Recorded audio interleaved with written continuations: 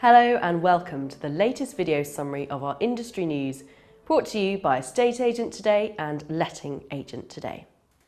Let's begin this week with the housing market and the fact that despite warnings of a slowdown ahead of the general election, there still appears to be several reasons to be optimistic. Firstly, there was the results of the Halifax confidence tracker, a measure of how people feel about the market, and the latest figures are showing an upward trend. Secondly, there was the annual Home Owners Alliance survey with, believe it or not, fewer people than before believing that estate agent fees were unreasonable. And thirdly, there were the latest house price figures from the Office for National Statistics, indicating the market is holding fairly steady in most areas of the country. Against that generally good news, the industry itself resumed normal service with more arguments between property portals. This week, Sublet claimed the new on-the-market portal has lost 25% of its website traffic within 1 week. As has now become the norm, a Sublet statement has been followed by a rapid dismissal of the claim by On The Market, which insists it stands by all the figures it has produced. More unusual website news came from Purplebricks. The online estate agency, which launched less than a year ago, still covers only part of the country.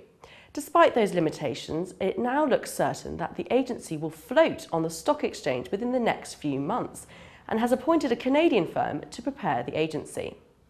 Now let's talk about the lettings industry. And the big news this week is the continuing concern about the government's proposal to allow private tenants to sublet their homes. The proposal is just that, a proposal. It's not yet law. But the suggestion about subletting has earned an angry response from several people in the rental sector. So far, Landlord Action, the Residential Landlords Association and the B&B Association have all said it could create havoc and outrage. There are more questions than answers at the moment, as the government has declined to give any more details. The main concerns are, would a tenant who sublets have to do the same tenant checks as letting agents and landlords do now? And would a tenant who sublets prepare a new environmental performance certificate as an agent and landlord does at the moment? And what about the tenant declaring this to the taxman? It's fair to say the lettings industry believes this idea is really unwise, so expect this story to dominate the headlines if, and it's probably a big if, it returns to the stage after the election. And talking of the election, MPs have chosen to sit on the fence about banning letting agency fees imposed on tenants in England and Wales. The Communities and Local Government Committee has been considering the issue for several weeks, looking at the evidence from Scotland, where such a ban has been in place for well over a year. North of the border, most letting agencies believe the ban on fees has led to very predictable consequences. The fees have been put on to landlords instead, who then switch them to tenants in the shape of higher rent, which means everything is back to square one. But the Communities and Local Government Committee has decided firmly to do, well, nothing. It says it cannot decide for or against a ban. Instead, it suggests the committee's new members after the election discuss it all over again. And finally this week, we return to the subject of property portals. No, don't shut the video down. It's not an argument between Zoopla and On The Market.